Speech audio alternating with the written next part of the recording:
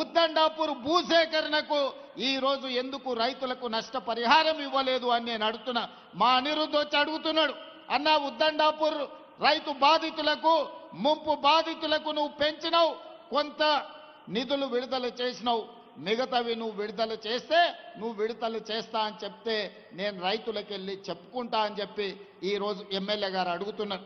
ఈనాడు బీమా కావచ్చు, కొన్ని సంగం బండలో ఒక బండ వలగొడితే 12 కోట్ల రూపాయలు ఇస్తే 10,000 ఎకరాలకు నీళ్లు వచ్చేది, 10 గ్రామాలకు నీళ్లు వచ్చేది.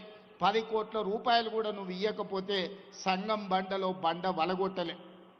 కానీ నేను ముఖ్యమంత్రి అయిన తర్వాత సంగం బండ వలగొట్టడానికి నిధులు ఇచ్చిన.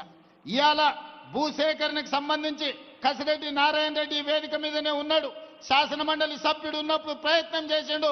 కల్వకుర్తి ఎత్తిపోతల భాగంగా భూసేకరణకు నిధులు మంజూరు చేయండి, చివరి ఆయకొట్టైన కీర్తిశేషులు జైపాల్ రెడ్డి గారి సొంత మండలం మాడుగుల వరకు నీళ్లు వస్తాయని నిధులు అడిగితే ఆనాడు ఆ నిధుల మంజూరు జరగలే.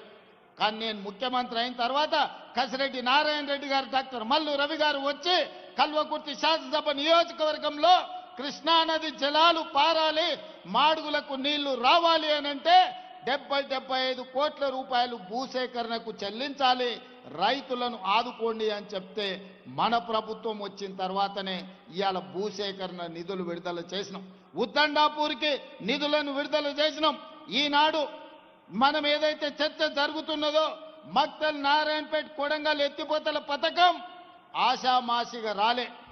ఆనాడు చిట్టెం నర్సిరెడ్డి గారు, రాజశేఖర రెడ్డి గారు ముఖ్యమంత్రి ఉన్నప్పుడు కర్ణాటక సరిహద్దుల్లో ఉన్న మక్తల్ నారాయణపేట కొడంగల్ ఎత్తైన ప్రాంతం, ఈ ప్రాంతానికి నీళ్లు రావాలంటే ఎత్తిపోతల పథకం ద్వారానే వస్తాయి.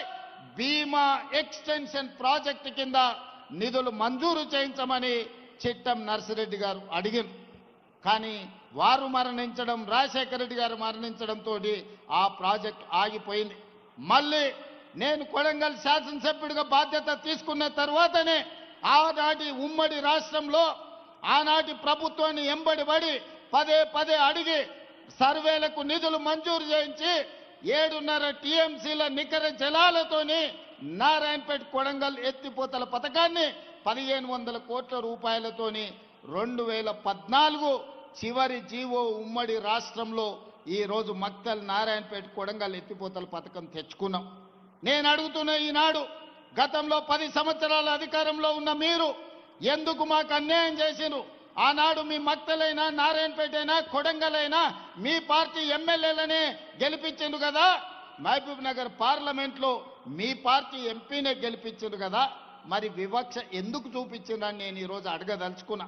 అందుకే మిత్రులారా, శ్రీహరి గారు ఎమ్మెల్యేగా అయిన తర్వాత, డాక్టర్ పర్ణిక ఎమ్మెల్యేగా అయిన తర్వాత, తిరిగి తెలంగాణలో నేను ముఖ్యమంత్రిగా బాధ్యత చేపట్టిన తర్వాత మక్తల్ నారాయణపేట కొడంగల్ ఎత్తిపోతల పథకాన్ని నిధులు ఇవ్వడమే కాకుండా మంజూరు చేసి నిన్నగాక మొన్న 96% భూమి పోయే రైతులను ఒప్పించి మెప్పించి మా మిత్రుడు మంత్రి శ్రీహరి గారు, శివకుమార్ రెడ్డి ఇద్దరు అక్కడ రైతులతో మమేకమయ్యి నష్టపరిహారం 100% 100 రోజుల్లో ఇప్పించి ఈనాడు ప్రజల యొక్క అభిప్రాయ సేకరణ కూడా 100% అనుకూలంగా ఇవాళ ప్రజల్ని ఆమోదింపజేసింది.